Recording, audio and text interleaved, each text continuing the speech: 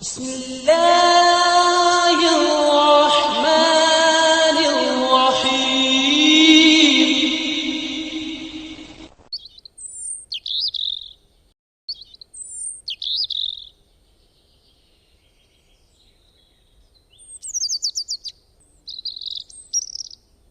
الحمد لله رب العالمين والصلاة والسلام على أشرف الأنبياء وسيد المرسلين نبينا محمد وعلى آله وصحبه أجمعین اما بعد.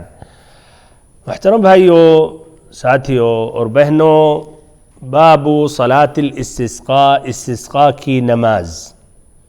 جب بارش نہ ہو یا بہت کم ہو اور لوگوں کو نقصان ہو بارش نہ ہونے کی وجہ سے، تو شریعت نے یہ نماز مشروع کی ہے. یہ جو ہے صلاۃ الاستسقاء، استسقاء کی نماز، اس کے متعلق انشاءاللہ یہ باب اب شروع کیا جا رہا ہے. کتاب الصلاۃ جو بلوغ المرام کا دوسرا کتاب ہے. تو آج یہ باب صلاۃ الاستسقاء، اس میں یہ چند اہم باتیں شروع میں پیش کر رہا ہوں، پھر پہلی جو حدیث ہے وہ پیش کروں گا. تو صلاۃ الاستسقاء، استسقاء کا معنی کیا ہے؟ استسقاء کا معنی کیا ہے؟ یعنی طلب السقیا، یعنی پانی طلب کرنا، یعنی باران رحمت طلب کرنا، اللہ تعالیٰ سے قحط کے وقت بارش کی دعا کرنا. تو یہ استسقاء کا یہی معنی ہے، بارش طلب کرنا. کس سے؟ اللہ رب العزت سے. تو یہ صلاۃ جو ہے مضاف ہے استسقاء کی طرف، من اضافت الشیء الی سببہ، یعنی اس چیز کو اس کے سبب، وہ نماز جس کا سبب کیا ہے؟ بارش طلب کرنا. تو یہ صلاۃ الاستسقاء مضاف ہے. الاستسقاء صلاۃ یعنی جو بارش طلب کرنے کے لیے جو نماز پڑھی جاتی ہے. تو یہ نماز مشروع ہے یا نہیں؟ بالکل مشروع ہے. اس کا ثبوت کیا؟ حدیث ہے جس کا یہ ذکر کیا جائے گا. اگرچہ اس میں بھی کچھ اعتراض ہے، کچھ مسلک یا کچھ اہل علم کا یا نہیں. ہاں، صلاۃ کے بارے میں بھی آئے گا. احناف کے نزدیک کہتے ہیں ایسی نماز ہے ہی نہیں کوئی نماز جو صلاۃ الاستسقاء ہے، لیکن حقیقت میں یہ موجود ہے اور اس کی کئی حدیثیں ہیں. اسی لیے انشاءاللہ اس میں اس کی تفصیل سے وہ بیان کیا جائے گا. یہ نماز کب مشروع ہے؟ جب زمین سوکھی ہو جائے، بارش نہ ہو، لوگوں کو نقصان ہو جائے، یا ایسے ہی اگر مان لیتے ہیں چشمہ، کنواں، یہ بھی پانی اندر چلا گیا، لوگوں کو تکلیف ہو رہی ہے، تو اس وقت یہ مشروع ہے. حقیقت میں یہ نماز کے بارے میں بہت سے ملکوں میں ایک دم اہتمام نہیں کیا جاتا ہے، اور افسوس کے ساتھ اپنے ملکوں میں اس کی جگہ پہ ہندوؤں کا کچھ رسم و رواج اپناتے ہیں. اسلامی یا جہاں مسلمان ہیں، جہاں اس میں کچھ اہل علم ان کے نزدیک بھی، بلکہ میں خود اپنے گاؤں میں، جبکہ اپنے گاؤں میں فی الجملہ سب ماشاءاللہ ایک منہج کے ہیں، صحیح عقیدے والے ہیں. کیا اپنے ہاں بولتے ہیں؟ بھنڈارا. یاد ہے بچپن میں وہ بھنڈارا کرتے تھے، بھنڈارا بولتے ہیں نا. اور جگہ گھروں سے جا کے وہ سیدھا یا کچھ چاول لیتے تھے، وہ کھانا پکاتے تھے، بچے کیا دو لوٹتے تھے چند پانی میں سب کے گھروں کے سامنے جا کے. کیا معلوم ابھی تک یہ ہے یا اس میں تخفیف ضرور ہوئی ہے. الحمدللہ علم کچھ بڑھا ہے ایک طرف، تو دوسری طرف ہو سکتا اور جگہوں پر یا دوسرے اعتبارات سے کچھ کمیاں ہوئی ہیں، لیکن کچھ سدھار آئی ہیں اس باب میں. اور جہاں بھی اس طرح علم کا اہتمام کیا جائے گا، نشر کیا جائے گا، تو وہاں سنتوں پر عمل کیا جائے گا اور بدعتیں ختم ہو جائیں گی. اور جہاں الٹا، تو وہاں جہاں علم کا اہتمام نہیں کیا جائے گا، علم نشر نہیں کیا جائے گا، تو وہاں ایک بدعت جنم لے گی. اور جہاں بدعت جنم لیتی ہے تو وہاں ایک سنت مردہ ہوتی ہے، سنت کا جنازہ اٹھایا جاتا ہے. واللہ المستعان. بھائیوں اور بہنوں، استسقاء کی کتنی قسم ہے؟ استسقاء کی کتنی قسم ہے؟ یعنی بارش طلب کرنا اللہ رب العزت سے، اس کی کتنی قسمیں ہیں؟ تو اس کی 3 قسمیں ہیں. پہلی قسم یہ ہے کہ عام دعا کرے مسلمان. بارش کی ضرورت ہے تو ہم کیا کریں؟ دعا کرتے رہے اللہ تعالیٰ سے. ہر کوئی کرتا رہے، نمازوں میں، سجدوں میں، اذان و اقامت کے درمیان، ہر حال میں وہ اللہ تعالیٰ سے دعا کرتا رہے، یعنی بغیر نماز پڑھے ہوئے. اور اس کی دلیل ابن عباس رضی اللہ عنہما کی یہ دلیل ہے ان النبی صلی اللہ علیہ وسلم استسقى فقال اللهم اسقنا غیثا مغیثا مریئا غدقا طبقا عاجلا غیر رائث نافعا غیر ضار. تو آپ نے عام دعا کی. تو عام دعا کرنا یہ مشروع ہے بارش طلب کرنے کے لیے، کوئی ضروری نہیں کہ صرف نماز ہی پڑھ کے. دوسری قسم یہ ہے بارش طلب کرنے کے لیے، وہ یہ ہے کہ جمعہ کے دن خطبہ میں امام دعا مانگے بارش کے لیے، اور وہ مسلمان یا حاضرین جمعہ وہ امام کی اس دعا پر آمین کہیں. یہ بھی ہم دیکھتے ہیں یہاں استسقاء کی نماز کے علاوہ جب یہاں بارش کی ضرورت ہوتی ہے، گرمی جب ختم ہوتی، ٹھنڈی کی شروعات ہوتی ہے، یہاں اسی موسم میں زیادہ مناسب ہے. یعنی عرب میں گرمیوں میں انہیں بارش کی ضرورت نہیں ہے بلکہ نہیں چاہتے، اس لیے اس سے ان کے کھجور کے فصلیں برباد ہو جاتے ہیں. تو بہرحال اس طرح خطبہ کے اخیر میں وہ دعا مانگتے ہیں اور ہاتھ اٹھا کے امام مانگتے ہیں اور سب آمین کہتے ہیں. تو یہ دوسری قسم کی یہ استسقاء ہے یا دعا طلب کرنا اللہ تعالیٰ سے کہ بارش نازل کرے. اور اس کی دلیل انس رضی اللہ عنہ کی حدیث ہے جس میں آتا ہے کہ ایک شخص داخل ہوا مسجد نبوی میں اور نبی صلی اللہ علیہ وسلم سے کہا کہ اے اللہ کے نبی آپ اللہ تعالیٰ سے دعا کریں کہ بارش نازل کرے. آپ صلی اللہ علیہ وسلم نے خطبہ کے دوران دعا کی. صحابہ کرام جب نکلے تو بارش ہی بارش ہو رہی تھی، ایک ہفتے تک بارش ہوتی رہی. تیسرا جو ہے استسقاء کی شکل وہ ہے کیا کہ نماز پڑھی جائے اس کے لیے اور پھر اس طرح خطبہ دیا جائے اور اس کے بعد اہتمام کے ساتھ الحاح کے ساتھ اللہ تعالیٰ سے بارش کے نزول کے لیے دعا کی جائے. اس پر بھی کئی حدیثیں ہیں. اس حدیثوں میں سے صحیح امام بخاری اور مسلم کی حدیث عبداللہ بن زید کی حدیث ہے. ایسے ابو داؤد میں ہے ابن عباس رضی اللہ عنہما سے، یا ایسے ہی عائشہ رضی اللہ عنہا سے بھی ابو داؤد میں یہ مروی ہے. اب اس کے بعد میں پہلی جو حدیث ہے وہ پیش کر رہا ہوں. پہلی حدیث عن ابن عباس رضی اللہ عنہما قال خرج النبی صلی اللہ علیہ وسلم متواضعا متبذلا متخشعا مترسلا متضرعا فصلى ركعتين كما يصلي في العيد لم يخطب خطبتكم هذه رواه الخمسة وصححه الترمذي وأبو عوانة وابن حبان.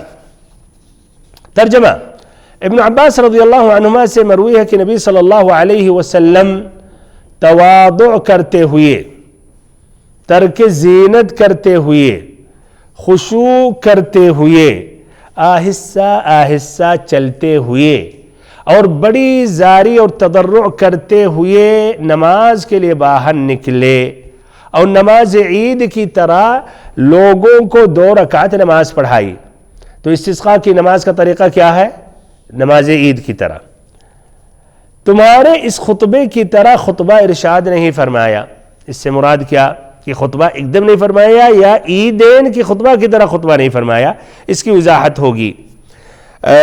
حدیث کی اب تخریج تو ابو داؤد نے روایت کی کتاب السنن میں پیج 174 حدیث نمبر 1165، کتاب الصلاة باب جماع ابواب الاستسقاء وتفریعها، الترمذی پیج نمبر 146 حدیث نمبر 558 حدیث نمبر 559، ابواب السفر باب ما جاء فی صلاة الاستسقاء. ایسے ہی امام نسائی کئی مواضع میں اس میں پیج نمبر 215 حدیث نمبر 1507 1509، ایسے ہی ان مواضع میں سے یا ان مقامات پیج نمبر 217 حدیث نمبر 1522، کتاب الاستسقاء باب کیف صلاة الاستسقاء. ایسے ابن ماجہ نے بھی روایت کی ہے پیج نمبر 180 حدیث نمبر 1266، کتاب اقامت الصلاة باب ما جاء فی صلاة الاستسقاء. ایسے ہی امام احمد نے مجلد 3 پیج نمبر 478، ابو عوانہ مجلد 2 پیج نمبر 122 130، ابن حبان حدیث نمبر 2862. یہ تمام حضرات اتنے لوگ ہیں، سب کا طریق آگے جا کے جو ملتا ہے، سب کے الگ الگ راستے ہوتے ہیں، پھر سب کا ایک مین کہیے وہ راستہ ہو جاتا ہے کہیے خط سریع مثلا، سب کو وہیں سے آگے بڑھنا ہوتا ہے، وہیں سب اکٹھا ہوتے ہیں، تو وہ طریق ہے ہشام ابن اسحاق ابن عبداللہ ابن کنانہ، جو روایت کرتے ہیں اپنے والد سے، اور وہ کہتے ہیں ان کے والد ارسلنی امیر من الامراء الی ابن عباس اسألہ عن الاستسقاء، کہ امیروں میں سے وہی گورنر جو مختلف علاقوں کے ہوتے تھے، شہروں کے، ان امیروں میں سے ایک امیر نے ہمیں بھیجا ابن عباس رضی اللہ عنہما کے پاس، تاکہ میں ابن عباس رضی اللہ عنہما سے استسقاء کے بارے میں سوال کروں۔ فقال ابن عباس، تو ابن عباس رضی اللہ عنہما تک جب یہ پہنچے ان کے والد، تو اس پر ابن عباس نے ذرا تعجب شروع میں ظاہر کیا، ما منعہ ان یسألنی، کیا وجہ ہے کہ ڈائریکٹ وہ حضرت ہم سے پوچھ لیتے۔ اور یہ امیر کے بارے میں اور روایتوں میں آتا ہے، جس طرح کی ابو داؤد اور ترمذی کی روایت میں ہے، فقال اسحاق بن عبداللہ ارسلنی الولید بن عقبہ وہو امیر المدینہ، مدینہ کے جو امیر تھے الولید بن عقبہ۔ اچھا، تو بہرحال تو انہوں نے کہا ما منعہ ان یسألنی، بہرحال انہوں نے جواب دیا خرج رسول اللہ صلی اللہ علیہ وسلم، یہی حدیث، متواضعا متبذلا متخشعا مترسلا متضرعا، یا متواضعا متبذلا متخشعا متضرعا، فصلى ركعتين كما يصلي في العيدين ولم يخطب خطبتكم هذه، یا ولم يخطب خطبتكم هذه۔ اچھا، اس حدیث کے بارے میں ترمذی نے کہا ہے حدیث حسن صحیح، ایسے ابو عوانہ نے صحیح قرار دیا، ابن خزیمہ نے بھی، ابن حبان نے بھی۔ اس حدیث تو یہ حدیث صحیح ہے اور کئی محدثین نے روایت کی ہے۔ اب اس حدیث میں جو الفاظ ہیں جن کی وضاحت، تو خرج النبی صلی اللہ علیہ وسلم، نبی صلی اللہ علیہ وسلم نکلے، کہاں نکلے؟ نماز کے، کہاں، کس جگہ؟ مسجد نبوی، باہر نکلے، بہت صحیح، ظاہر ہے، اس میں تو نہیں آتا خرج النبی صلی اللہ علیہ وسلم الى الصحراء یا الى المصلی، لیکن واللہ اعلم ظاہر یہی ہوتا ہے کہ باہر نکلے، یا مصلی یا عیدگاہ، اور صلاۃ الاستسقاء مسجد میں پڑھنا جائز ہے، لیکن بہتر ہے کیا کہ باہر ہو، گھروں سے ہٹ کر صحرا میں یا عام میدان میں ہو، اس میں زیادہ خشوع ہے، اور مزید اس میں اللہ تعالیٰ سے التجا ہے، اور اس میں تواضع ہے، انکساری ہے۔ خرج نبی صلی اللہ علیہ وسلم متواضعا، متواضعا کا معنی ہم اردو میں کیا کہتے ہیں؟ تواضع، عاجزی، خاکساری، انکساری۔ اس کی ضد کیا ہے؟ تکبر، بہت صحیح، تکبر ہے اس کی ضد، عربی میں وہی غرور اور کبر ہے۔ تو یہ تواضع جو ہے بڑائی اور تکبر، یہ بڑائی اور تکبر کی ضد ہے، اور بڑائی اور تکبر میں اظہار شان و آن ہوتی ہے، جبکہ تواضع میں عاجزی و خاکساری ہوتی ہے۔ متواضعا متبذلا، متبذلا، تا ہے، تا سے متبذلا، پھر با، پھر دال، یہ التبذل سے لیا گیا ہے، جس کا معنی کیا ہوتا ہے؟ ترجمہ میں آ گیا ہے ترک زینت۔ عید کی طرح نہیں کہ پورے خوبصورت خوشبو نئے کپڑا پہن کے، نہیں، اس میں اس لیے فرق ہے، عید خوشی کا دن ہے، اور یہاں پریشانی سے ہم گزر رہے ہیں، تو اس میں عاجزی، انکساری، اور ایسے ہی عام کپڑا یا سادہ، یا کہیے کہ جو آپ کا تھا، بلکہ اس میں تھوڑا بہت اگر کہہ دیں یعنی گرد غبار میل لگا ہوا ہے، تو اسی حالت میں اس کے لیے الگ سے نیا کپڑا نہ پہنے، جس طرح عید میں اہتمام کیا جاتا ہے، جمعہ اور عیدین میں جو ہے اس سے ہٹ کر۔ متبذلاً، تو اس طرح زیب و زیبائش کو چھوڑ دینا، اور پھٹے پرانے کپڑے زیب و تن کرنا۔ اگر مان لے اس حالت میں ایسے، اب کوئی ایسا تو پہنتے ہی نہیں، تو یہ نہیں کہا جائے گا الگ سے آپ یہ پہنے، لیکن اگر آدمی کا اگر جو حالت ہے اسی حالت میں نکل جائے۔ متخشعاً، یہ تخشع سے لیا گیا ہے۔ خشوع کا کیا معنی ہے؟ تخشع، خشوع کا ایک معنی ہے کہ آدمی انکساری ظاہر کرے اور اپنی نگاہ کو زمین کی طرف رکھے، اور آواز کو پست کر لے، اور اعضاء اور جوارح میں بھی سکون طاری ہو جائے، یعنی زیادہ حرکت نہیں، یعنی نہایت عاجزی کے ساتھ۔ خشوع، زمین کی طرف نگاہیں ہیں، آواز پست ہے، جسم میں بھی وہ حرکت نہیں ہے، تو یہ مراد ہے۔ ایک معنی جو ذکر کرتے خشوع اور الضراعہ میں فرق، تو خشوع جو ہوتا ہے وہ جسم سے اس کا تعلق ہے، اور ضراعہ جو ہے اس کا تضرع، اس کا تعلق دل سے ہوتا ہے۔ اچھا، متخشعاً کا معنی کیا ہے؟ متخشعاً کا معنی بدن، نظر اور آواز سے دھیما پن نمایاں ظاہر کرنا، باطنی طور پر خوف زدہ اور جھکا ہوا ہو، تو یہ خشوع کا ایک معنی یا یہی معنی ہے لغت کے اعتبار سے۔ مترسلاً، ترسل فی المشی، چلنے میں ترسل سے مراد ہے جلد بازی یا جلد بازی نہ کرنا، آرام و سکون سے چلنا جو سکینت اور وقار کے مطابق ہو، اس کے منافی نہ ہو، جلدی میں بھاگنا دوڑنا والی کیفیت۔ آخری جو ہے متضرعاً، یہ صفت، اس میں اس کا کیا معنی ہے؟ تضرع کا معنی ہوتا ہے سوال میں مبالغہ کرنا، بار بار گر گرا کے اس بات کو دہراتے رہنا، اللہ تعالیٰ کی طرف التجا کرتے رہنا، دل کو حاضر کرتے ہوئے، دل میں خوف لاتے ہوئے اور اللہ تعالیٰ کی ہیبت رکھتے ہوئے، تو یہ مراد ہے اس تضرع کا معنی۔ آخر میں لم یخطب خطبتکم ہذہ، تم لوگوں کے اس خطبے کی طرح نبی صلی اللہ علیہ وسلم نے خطبہ پیش نہیں کیا۔ اس سے مراد کیا ہے کہ خطبہ قطعاً نہیں کیا آپ نے، اس جیسے نہیں، یعنی خطبہ کیا تو اس پر اتفاق خطبہ کیا، لیکن عیدین کی خطبہ کی طرح نہیں تھا۔ تو اختلاف کس میں ہے؟ ہاں، کیسے کیا تھا اس میں جو عیدین میں عیدین کی طرح نہیں ہونی چاہیے؟ اچھا، یعنی ایک خطبہ ہونا چاہیے۔ بہت صحیح، ماشاءاللہ، ایک یہ ہے، اس لیے اس میں خطبتکم مفرد کا صیغہ آتا ہے۔ فقہ الحدیث میں بیان کریں گے کہ استسقاء میں ایک خطبہ ہے، دو خطبہ ہے۔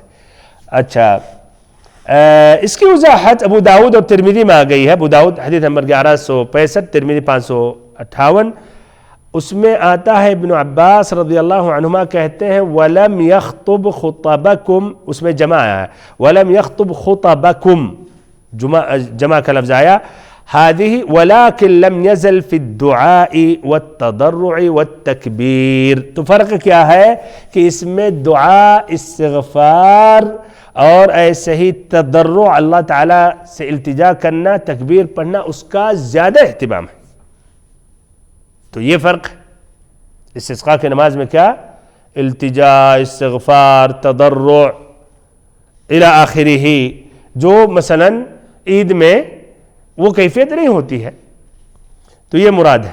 خطبتکم یہاں مفرد ہے، اور ابھی میں نے جو یہ روایت ذکر کی اس میں جمع ہے، تو خطبتکم جو ہے یہ نسائی اور غیر نسائی کا لفظ ہے، اور ابو داود میں خطبکم ہے، جمع کا لفظ ہے، اور وہ کچھ نسخ بلوغ المرام میں بھی جمع کا صیغہ آتا ہے وَلَمْ يَخْطُبْ خُطَبَكُمْ هَذِهِ۔